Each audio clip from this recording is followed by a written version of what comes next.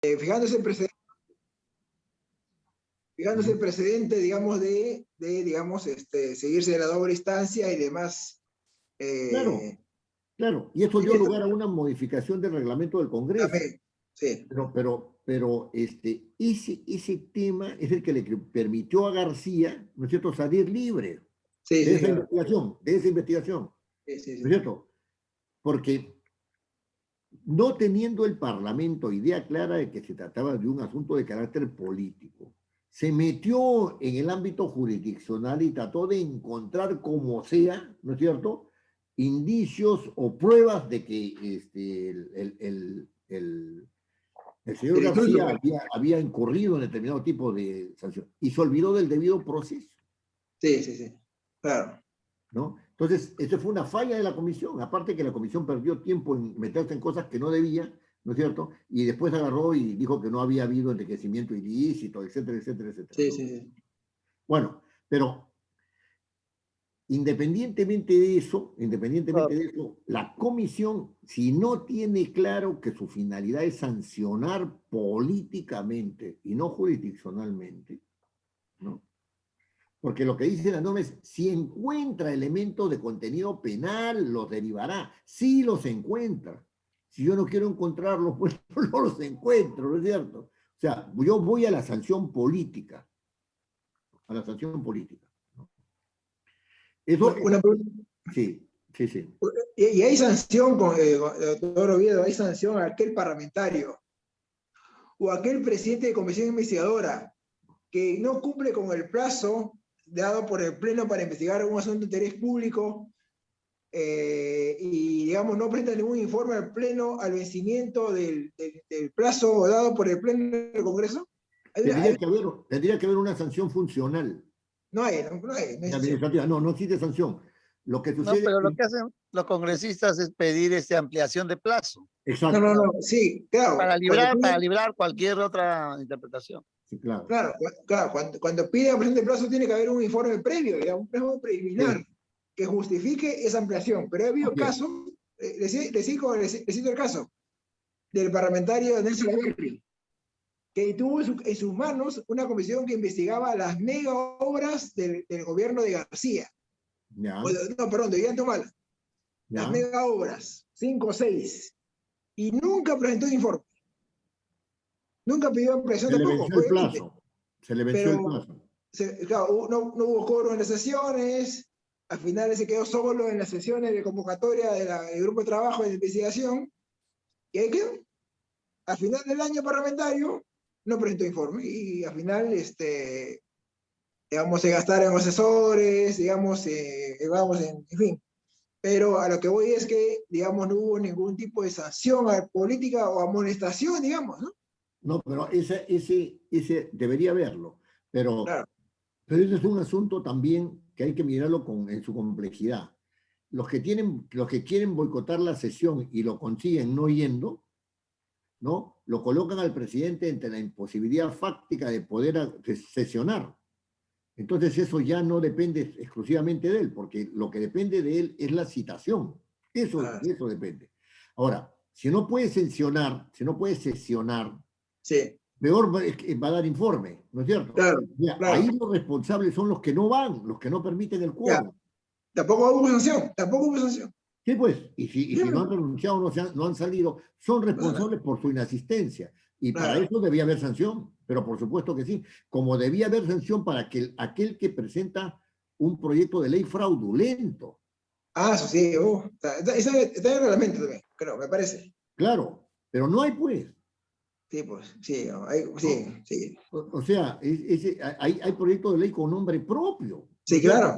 Que van a beneficiar a fulano y a sutano, ¿no es cierto? Sí.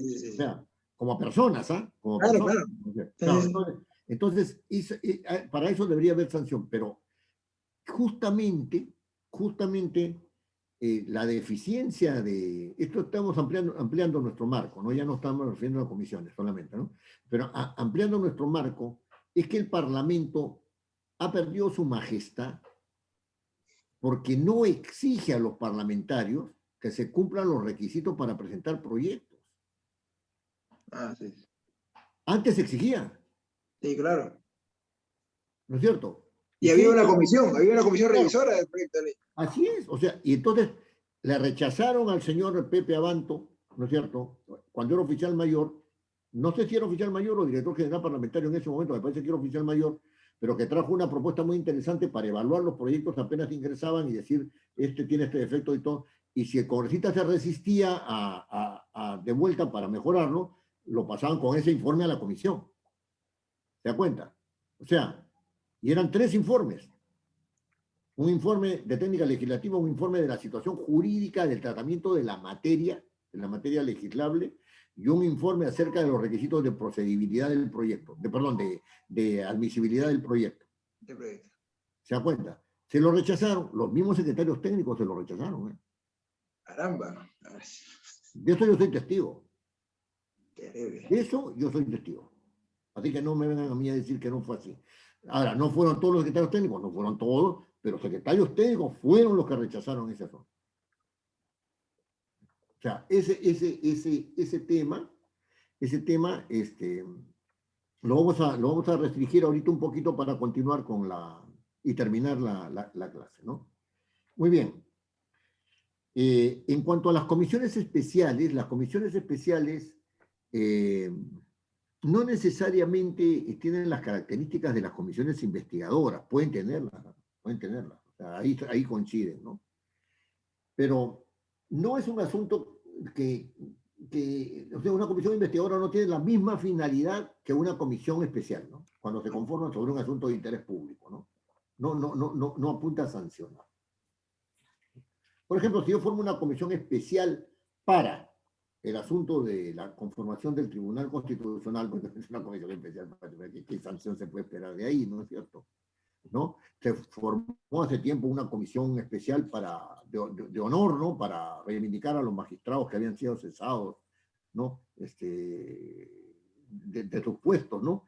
Y el señor Torres Lara, me acuerdo que sacó adelante ese asunto en una sesión. No voy a entrar en los detalles de esa sesión que también tuvo unos ciertos manejos, pero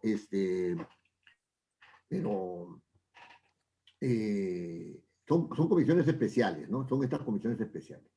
De algunas comisiones especiales, hay una comisión, por ejemplo, de seguimiento del BRAE, ¿no? En el Congreso hay una comisión especial de seguimiento del BRAE, que no es una comisión investigadora, de la cual de su informe se pueden deducir una serie de acciones y de responsabilidades, ¿no es cierto? Eso sí. ¿No? Pero no es su finalidad la formación de una comisión especial. En el caso de la comisión para el nuevo Tribunal Constitucional, esta comisión cumplió con sacar un estatuto, ¿no es cierto?, un reglamento, digamos, de la comisión, ¿no? Cumplió con elaborar un cronograma, y en este momento han salido todos los candidatos que quedan para la correspondiente entrevista, ¿no?, que tiene el 25%, ¿no? Esa comisión, ¿no es cierto?, es una comisión que puede actuar en 2 sentidos. Se puede actuar en 2 sentidos. Estaba conversando este asunto con don Carlitos Echiafino, que está interesado en el asunto. Puede actuar en 2 sentidos en esa comisión. En un sentido de repartija. ¿Qué significa eso? Que según el grupo político, los intereses que pueden haber, o de varios grupos políticos que confluyen, fulano de tal debe ser, fulano de tal debe ser, fulano de tal debe ser. Entonces la entrevista sirve un poco para eso, ¿no? Para decir, fulano de tal debe ser, fulano de tal debe ser. O sea, no es aséptico el asunto. Pero dada la coyuntura, yo asumo que los que no tienen padrinazgo, o sea, que no son amparados por un grupo político, es muy probable que tengan cierta ventaja sobre aquellos que tienen un padrinazgo político. ¿Por qué? Porque en algún momento se va a producir algún conflicto. Son 27 contra 6 vacantes. Son 27 contra 6 vacantes. Se va a producir algún tipo de conflicto y el mediador, o sea, la solución para ese tema va a ser, tú quieres esto, quieres, para ninguno de los dos, que entre fulano de tal que no tiene ningún padrino. Dada la coyuntura política. Y dentro de ese grupo hay quienes quieren favorecerse con más miembros porque saben que van a ser apoyados por el régimen que viene. Y hay otros que dicen que no deben estar fulano y fulano porque ellos van a apoyar al régimen que viene. Y entonces ahí esa lucha política favorece a los que no tienen padrinazgo. ¿Se dan cuenta? Entonces, esa es una coyuntura muy interesante, muy interesante. Y justamente el tema de la repartija, ¿no es cierto?, se va a repetir. O sea, es la tendencia de la repartija. La repartija es fulano por nosotros, sutano por nosotros, sutano por nosotros, sutano por nosotros. Lo importante, desde mi punto de vista, porque no he logrado hablar con la secretaria técnica de la comisión, porque parece que como esta semana ha sido semana de representación, o no ha habido sesiones, por lo menos, ¿no? Semana de representación, ¿no? Parece que algunos han aprovechado para salir de viaje o para dedicarse a sus labores y no están conectados, ¿no? Y con los que he podido hablar, me han dicho, ¿sabes qué? Yo no estoy en ese asunto, estoy en otra cosa, no me he preocupado del tema, ¿no? Entonces, si hay alguna otra información adicional en la clase del lunes, por supuesto que yo se las hago saber, ¿no? Pero el tema ahora está en el cronograma de entrevistas, ¿no? Todavía no ha salido el cronograma de entrevistas. Estamos en etapa de entrevistas, sí, porque ya se absolvieron las tachas, todo eso, según lo que tengo entendido. Pero estamos en el cronograma de entrevistas, han salido 27 que van a ser entrevistados y esos 27, 6. Y lo que sería muy bueno es que esos 6 ya se instalen ya en el Tribunal Constitucional. No sé si serán si mejores o peores que los que están, pero los 6 que están ahí deben salir ya de una vez. Han cumplido en exceso su mandato. En exceso su mandato. Y no deben permanecer. Y no deben permanecer. Y estoy utilizando términos institucionales, ¿no? Yo no sé qué pensará de eso el señor Castillo, si es que piensa algo acerca del Tribunal Constitucional, porque está pensando en otras cosas, no porque no piense, ¿no? Pero me convendría pensarlo un poco, ¿no? Me convendría pensarlo un poco. Bueno, entonces, este son el tipo de comisiones especiales, ¿no? De comisiones especiales. Y la última comisión es la Comisión de Ética, que fue creada durante la presidencia del doctor Ferrero Costa, ¿no? Doctor Ferrero Costa. En base a un código de ética que francamente uno lo lee y dice, bueno, si este es un código de ética, bueno, yo soy Sansón, pues, ¿no? O sea, no sé cómo se puede hacer un código de ética tan general, ¿no es cierto?, donde quepa todo y no se diga nada, ¿no? O sea, esa es mi apreciación de ese código de ética, ¿no? Pero en todo caso, es muy interesante porque se trata de mirar el aspecto disciplinario del Congreso, se inscribe en ese ámbito de disciplina del Congreso, donde los congresistas no pueden hacer lo que les dé la gana por ser congresistas, mellando la honra de otras personas, sin que esto necesariamente sea delito, ¿no? La señora, esta Chapa Tuchoro, siempre me olvido de su apellido, Carla García, ¿cómo se llama? Cecilia García. Cecilia, no, Carla es la sobrina de Alan García.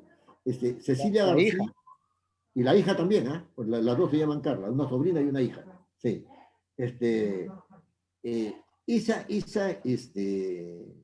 Esa idea, ¿no? De que un congresista puede decir lo que le da la gana porque la libertad de expresión,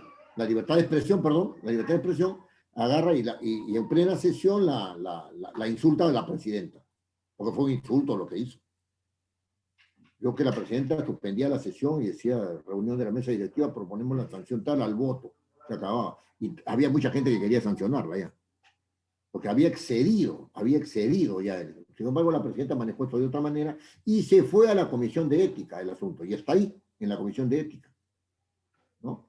Y eso me parece muy bien, que los actos que no son punibles porque no son delitos, ¿no es cierto?, sean considerados como faltas en el comportamiento. Eso me parece totalmente positivo.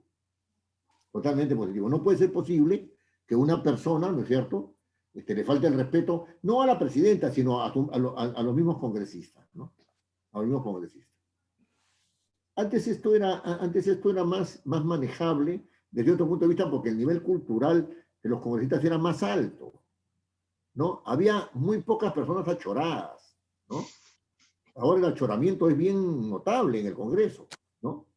Entonces, Los palomillas no son palomillas de ventana, pues no son palomillas, pues no, o sea, ¿no? En el Congreso. Y desde este punto de vista, yo creo que el próximo Congreso va a ser un Congreso bien difícil, no porque no se puedan hacer alianzas, sino porque los 37 congresistas de Perú Libre son congresistas que juegan fuera del sistema. No les interesa jugar con las reglas del Parlamento. Ellos van a jugar con sus propias reglas dentro del Parlamento, ¿no? Y ahí va a estar la dificultad. Habrá que observar si esas reglas son reglas solamente de desajuste parlamentario, o habrá que observar si esas reglas son reglas alternativas, ¿no es cierto?, al comportamiento parlamentario actual, que de repente pues, ellos consideran que está mal, ¿no? Pues si son reglas alternativas me parece muy interesante, porque podrían ser reglas que ayudarían a la institucionalidad, otras reglas, pero la institucionalidad. Pero si no es así, entonces van a petardear la institución desde dentro, ¿no? Ese es el punto. Entonces, voy a terminar esta parte, ¿no? Voy a terminar esta parte. Entonces, esta comisión de ética es una comisión que va a jugar un rol muy importante en el Parlamento que viene, porque el comportamiento de los grupos que no creen en la institucionalidad, y no me refiero solamente a los de ¿cómo se llama? A los de Perú Libre, porque se ha demostrado que varios integrantes de grupos parlamentarios actuales no creen en la institucionalidad parlamentaria. Eso está visto, o sea, la propia señora García, ella pecha como si estuviera en la esquina de su barrio, ¿no? Ese no es un comportamiento que favorezca la institucionalidad parlamentaria, ¿no es cierto? Aparte de otros hechos, ¿no? Aparte de otros hechos que... Bueno, pero en todo caso, esta comisión de ética va a jugar un rol importantísimo en el Parlamento que viene, porque si el presidente, si el que preside el Parlamento es una persona con cierto nivel de institucionalidad, por ejemplo, yo creo que la señora, ¿cómo se llama esta señora que fue fiscal? Echaíz es una persona que conoce, que si llega a ser presidenta va a tener mano firme respecto de ciertas cosas, porque ha sido fiscal, pues, o sea, es otra lógica, ¿te das cuenta? Ella sí cree en la norma, sí creen que deben cumplirse las cosas, ¿no? Ella sí cree en eso, ¿no? Va a poder manejar, pero si por alianzas llega alguien de Perú Libre, yo no creo que vaya a manejar según las reglas del Parlamento, sino que creo que va a manejar según otras reglas distintas, ¿no? Que él cree que porque son tonterías, son tonterías, ¿cómo se llama? ¿Cómo dijo este señor? Son tonterías, no, democráticas. Tonterías democráticas. Son tonterías democráticas. No, me parece que esa es una apreciación. Ahora de repente juegan al otro para ganar la próxima elección. De repente juegan al otro, o sea, hacen un parlamento eficiente, etc. Uno nunca sabe en política cómo viene la cosa. Una cosa es estar afuera y otra cosa es estar en el caballo. Son dos cosas distintas. La sospecha es que va a ir por un lado, no muy institucional, pero es una sospecha, ¿no? Bueno, entonces, para finalizar esta parte, ¿no? En primer lugar, tengo que decir que hay un problema en las comisiones, ¿no? O sea, hay que resaltar tres ideas que a mí me parece que son las principales, aparte de otras que no. En primer lugar, la conformación de comisiones no tiene que ser necesariamente una conformación de comisiones que tengan que ver con el asunto de la organización del Poder Ejecutivo. Yo creo que tienen que ver con temas del Poder Ejecutivo, y algunos temas son transversales, ¿no? Yo diría que gran parte de los temas son transversales. Entonces, no tiene por qué irse uno metiendo en formar una comisión de economía para el Ministerio de Economía, una comisión de energía y mina para el Ministerio de Energía y Mina, una comisión de agraria para el Ministerio de Agricultura, etc. No, me parece que tendríamos que buscar una nueva forma. La segunda cosa que me parece importante de las comisiones es que no es bueno creer que las comisiones ordinarias, ¿no? Se dediquen a acciones de control político. Porque miren, el 18% de los dictámenes son los que son, de los proyectos son los que son evacuados como dictámenes. Estoy me ha venido una inseguridad, porque yo tengo ese dato, pero me ha venido una inseguridad ahorita, ya, supongamos que es el 30%, ¿ya? O sea, queda el 70% de dictámenes quedan en comisiones. Y si encima le vas a meter la función de control político, porque te pidieron que hicieras un acto de control político sobre tal cosa a una comisión ordinaria, eso es, por un lado, desestabilizar a la comisión ordinaria y por otro lado, no favoreces la función de control político porque no formas una comisión ad hoc. O sea, sobre el punto. Es como un juego a dos bandas. Yo no sé si esto es pensado o es ignorancia. No lo sé, no tengo que pensar. Voy a atribuirlo a la ignorancia, ¿ya? Voy a atribuirlo a la ignorancia, porque si he pensado ya, pues maquiavélico, francamente. Lo otro que me parece que debemos reflexionar con seriedad, ¿no es cierto? Es que es en este principio de especialidad, ¿no? O sea, ¿se le puede exigir a un congresista ser especialista en las materias de una comisión? No se le puede exigir. Y entonces esto significa, si esta comisión es especializada, si su ámbito de competencia es este, ¿no es cierto? Sean 24, sean 10 o sean la que fueren, ¿no es cierto? Si es este, entonces los asesores son los que tienen que responder y por lo tanto las comisiones tienen que tener un fuelle. Es decir, no solamente tienen que tener sus asesores de planta, sino que tienen que poder contratar a asesores de fuera en determinados casos, ¿no es cierto? Autorizados por la mesa directiva, evidentemente, ¿no? Para contratar a personal. Y eso debe ser un trámite rapidísimo. Esto nada de que voy a conversar, ¿no? El presidente pide, el presidente del Congreso dice procede y se acabó. ¿No es cierto? Nos dicen que somos el 0.1% de presupuesto, no sé cuánto. Y pero es pequeñísimo. Y encima devolvemos plata. Sí. ¿Cómo se entiende una cosa así? ¿No? Y lo otro que me parece una cosa que es fundamental es en esta función de control político que a mí me parece muy importante, pero que no me parece la función principal del Parlamento ahora, ¿no? En esta función de control político hay que dilucidar estos tres aspectos que yo he nombrado. Uno, ¿no es cierto? ¿Cuál es la finalidad? Segundo, ¿cuál es el debido proceso? Y tercero, la sanción política, ¿no? La sanción política. Esos elementos tienen que estar fortalecidos, ¿no? Tienen que estar fortalecidos. Eso es un asunto de la mayor importancia, ¿no? Y lo último es lo de la conducta antiética, que en este momento requiere de que este Parlamento fortalezca, ¿no es cierto?, modifique el estatuto en el sentido de hacerlo más claro y riguroso respecto de los comportamientos antiéticos, ¿no es cierto?, que puede tener un parlamentario, ¿no? Porque lo que se viene en el próximo Parlamento es un Parlamento un poco inestable. La gran mayoría de congresistas no tienen experiencia parlamentaria. Y hay un grupo de congresistas pequeño, que son 8 nada más congresistas, que tienen experiencia parlamentaria, pero que no tienen incidencia en el Parlamento. O sea, no son personajes fuertes dentro del Parlamento, ¿no? Tienen poca incidencia parlamentaria.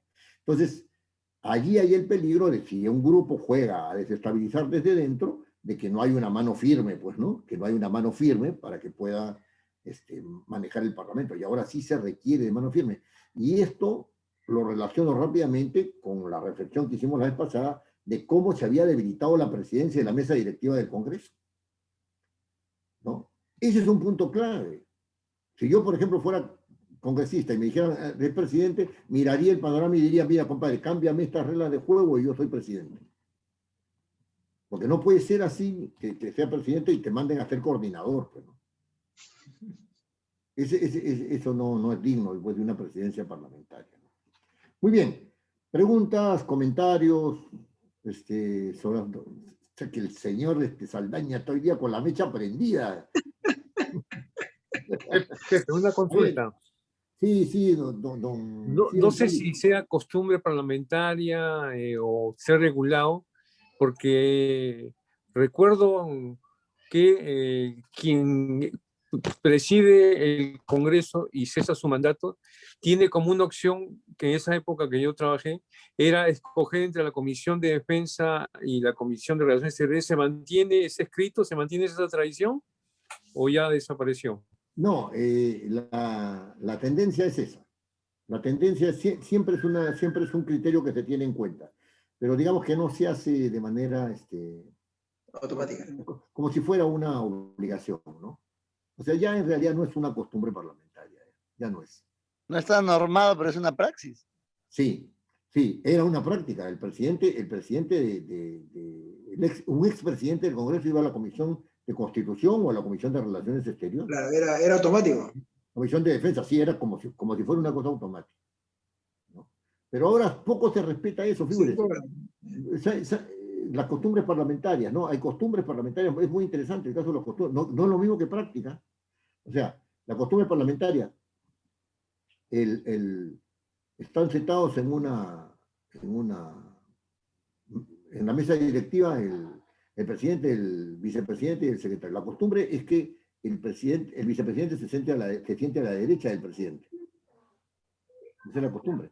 La señora Aramayo se sentó en el sitio del presidente.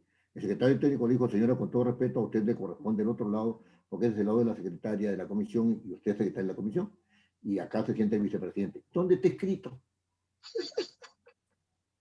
La chorada, pues, ¿no? ¿Dónde está escrito? ¿No?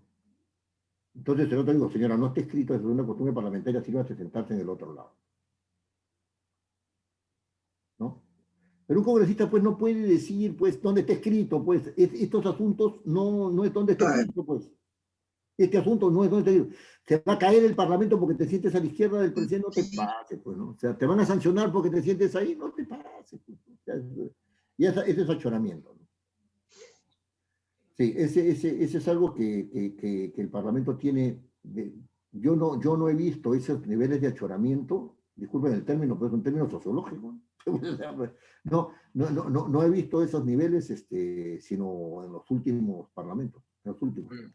Y en eso tiene que ver mucho la gente de Ollantumala, ¿no? Tiene que ver mucho la gente de Ollantumala. Pero bien, una consulta.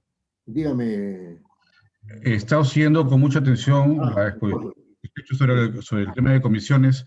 Sin embargo, tomando en consideración que el primer poder político es el Congreso, Sí. Y donde sus representantes se manejan más que todo por un criterio de representación regional, que tampoco es del todo exacto porque no cumplen una función de ese tipo, deberían hacerlo a falta de partidos que los respalden. Sin embargo, vemos que ya es costumbre que puedan votar en contra de lo que el grupo parlamentario que lo llevó pueda opinar, y por eso Sí. comienzan las divisiones dentro de la pseudo bancadas, porque realmente no hay bancadas. Mi pregunta es, ¿las comisiones sirven como un mecanismo de presión política al Ejecutivo en los aspectos que les interesan de manera particular a los congresistas? Sí, porque en este momento, contra toda la tradición parlamentaria, los ministros están en la obligación de comparecer ante las comisiones cuando las comisiones lo citan. Claro. Y entonces ahí hay una presión. Eso no existía antes, ¿eh?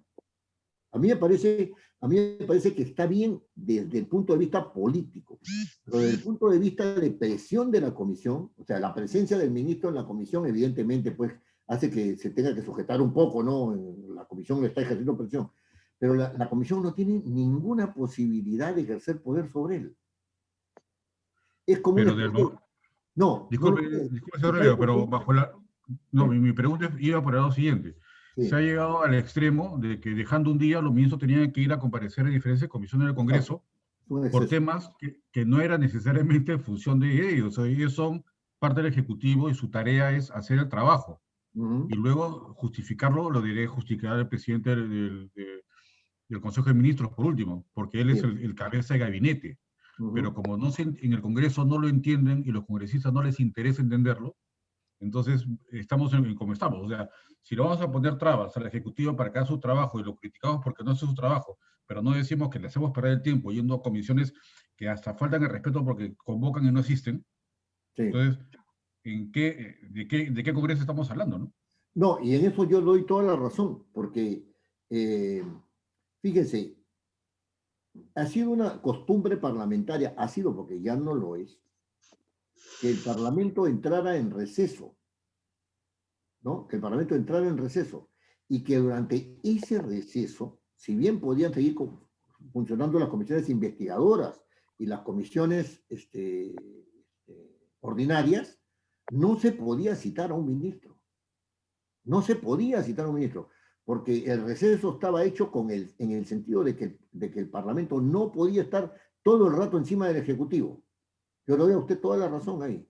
Esa costumbre parlamentaria, es una costumbre, no hay nada que al Parlamento lo obligue a no hacerlo. Esa costumbre parlamentaria es una costumbre política, es una costumbre de salud política, ¿no es cierto?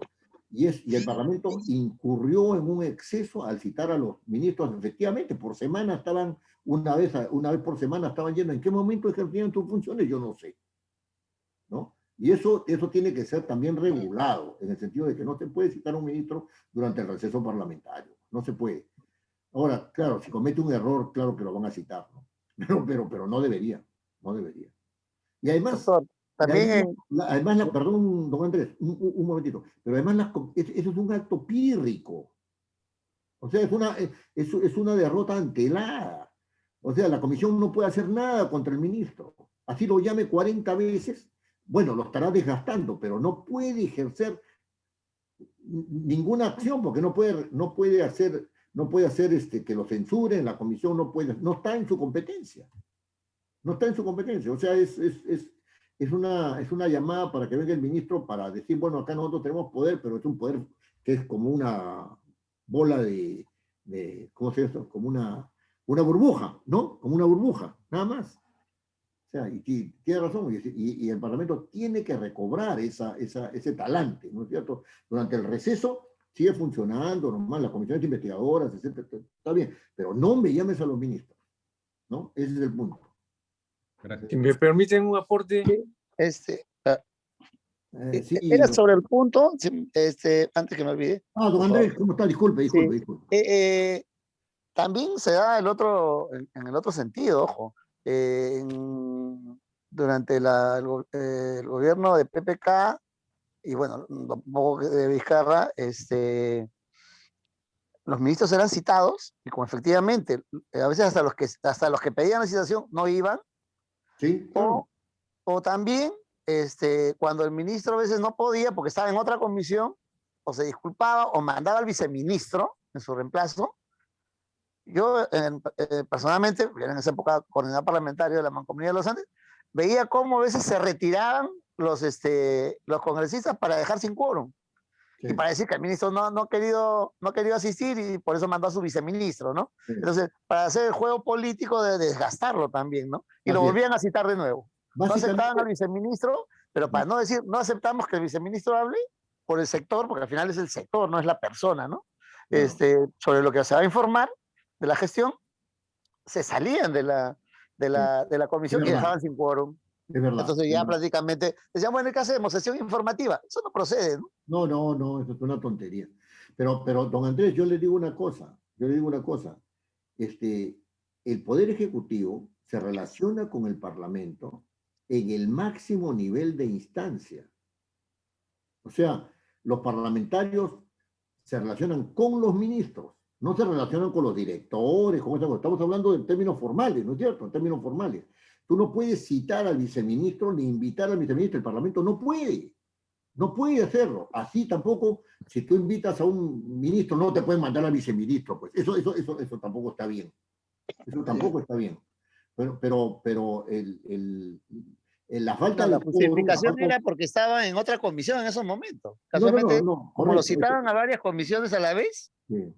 Sí. El ministro lo que tenía que hacer notar es yo estoy en esta comisión y no puedo ir a la otra. Se acabó el cuento.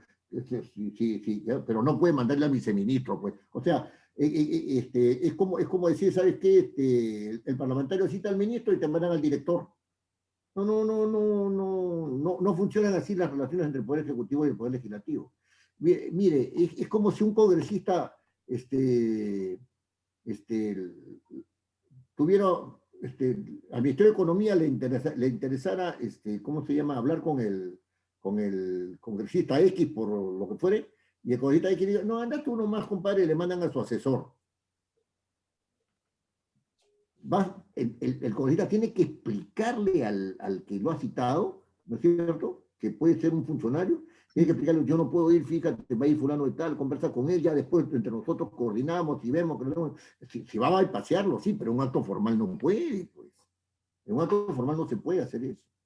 O sea, a mí me parece que es una sana costumbre, ¿no? Ahora, esto de retirarse para dejar sin quórum, lo he visto varias veces. Lo he visto varias veces. Y a mí me parece una falta de respeto hacerlo con una persona que sea invitada. Eso sí me parece una falta de respeto. Sí, don Arturo. Las funciones se pueden delegar, pero la responsabilidad nunca. Claro. Ellos pueden enviar a una persona porque no pueden ir, digamos, que no está bien. Ellos son los responsables y no pueden decir cuando ha habido problemas, han dicho, no, mi asesor lo ha hecho. No se puede decir eso. Y ha habido casos así. Responsabilidad política. Hay responsabilidad política de todas maneras. De todas maneras. Ahora, para poner un poco o sea, complementando, ¿no?, la información que estamos teniendo. El congresista no puede delegar sus funciones. Hay una prohibición respecto de eso.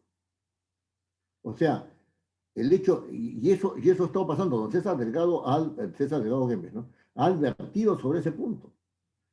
Que cuando los dejan a los asesores actuar, son los asesores los que tienen la decisión. Y eso es indelegable para que uno es elegido congresista. Yo sí he visto eso, ¿eh? Que de repente un asesor venía y se va a hacer así. ¿Tú quién eres? Le decía yo. ¿Tú quién eres para decirme esto? No, que el congresista me ha... Dile a tu congresista que mande algo escrito, una cosa así. No tengo nada que hablar contigo. Yo creo que ellos podrían escuchar nomás y informar al congresista, pero no pueden tomar decisión, porque la función es del congresista. Pero acostumbran a hacerlo así, ¿no? Sí, pero el congresista tiene que tener una agenda, ¿no es cierto? Una agenda, y en esa agenda lo que no puede delegar no lo delega, pues, no lo delega. Tus funciones no las puedes delegar. Oye, ¿sabes qué? Como yo no puedo ir a la reunión con el sindicato tal, le mando a mi asesor nomás, y los del sindicato dicen, no queremos hablar con usted, queremos hablar con el congresista. Tienen razón, pues, el representante es él. Tienen razón, ¿no? Entonces, le da mucho poder a los asesores que están al costado de los congresistas. Don Andrés, dígame.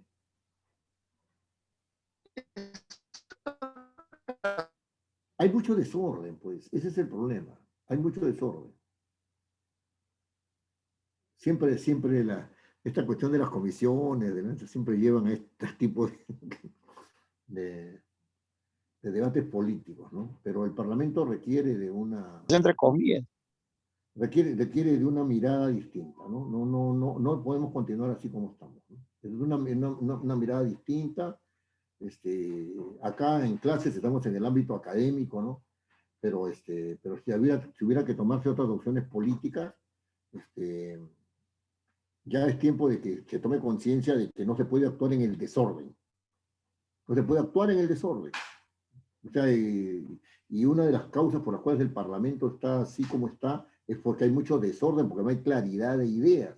¿Cómo es posible que una congresista actual, cuando era congresista antes, ¿no es cierto?, haya dicho que la función de representación es no haya dicho, sino que ha puesto en el informe que se cree una comisión ordinaria de representación en el Congreso? ¿Y qué va a hacer esa comisión ordinaria? ¿No? Recibir a todos aquellos que tienen sus necesidades, porque son sus representados, ¿no es cierto?, para que las tramiten ante el Poder Ejecutivo. ¿De dónde? Una oficina de trámite como una comisión ordinaria. Una oficina de trámite de una función que no le compete al Parlamento. No le compete. Eso, en el Poder Ejecutivo no hay montones de sitios donde uno puede ir a decir sus necesidades. Que el Poder Ejecutivo sea ineficiente es un problema.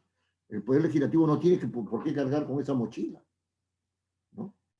Ese es el problema. En las comisiones llegan montones de pedidos. ¿Qué hacen las comisiones? Los derivan a los ministerios. Porque no hay una oficina donde se vayan los pedidos y esos pedidos los deriven a los ministerios. Una cosa tan lógica como esa, ¿no? Entonces, pero nadie quiere cambiar nada, todo el mundo quiere administrar el estado de cosas, la crisis. Ya me estoy deflemando, ya me estoy deflemando. Ya no, como una oficina de articulación interinstitucional. Claro, pues nada más que eso, o sea. Pero para eso sirven los coordinadores parlamentarios. Cada sector tiene un coordinador parlamentario y a través de ellos se canalizan los pedidos ciudadanos, sí. Por ejemplo, pero es que no se está haciendo así. O sea, ese es el otro tema, ¿no? O sea, nadie quiere pensar las cosas, no las estamos pensando. Yo no digo que el mundo sea un hecho racional, porque ya la vida me ha demostrado que el mundo tiene la lógica de la sorpresa, ¿no? Si no pregunten cómo han salido los dos últimos candidatos, de la lógica de la sorpresa, ¿no? Pero tenemos que ponerle algo de orden, algo de racionalidad al tema, ¿no? O sea, de acá, así nada más, preséntalo nomás, no importa, ¿no? Y tenemos que aprender a no ser desesperados. La sociedad moderna va demasiado rápido. Los muchachos viven muy rápidamente, creen que los problemas se pueden solucionar así, rapidito nomás, ¿no? No, hay que empezar a solucionarlos y continuar. El problema del Perú es que no sostiene sus cambios, no sostiene, los inicia y no los sostiene. Se cambia, es un lugar de inestabilidad. Bueno, ya. Ya nos vamos, creo. Sí, ya nos vamos, ya, don Andrés, ya nos vamos. Nos vemos el lunes. Ojo, antes de que se vayan.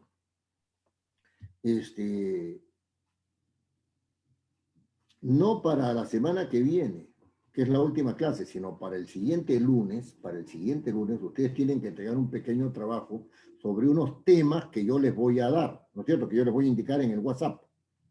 ¿Ya?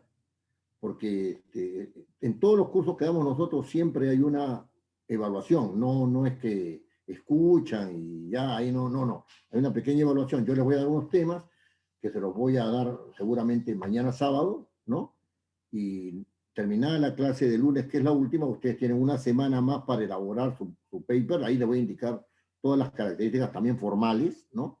Del trabajito y me lo envían y yo sobre esa base lo reviso, se los devuelvo, ¿no es cierto? Para que ustedes sepan cuáles son mis observaciones o lo que fuere, y sobre esa base hacemos una pequeña evaluación del curso. ¿Ya? Así está la cosa, ¿no? Muy bien, si es que no hay nada más que conversar, que la conversación ha sido muy interesante, nos vemos el lunes, pues.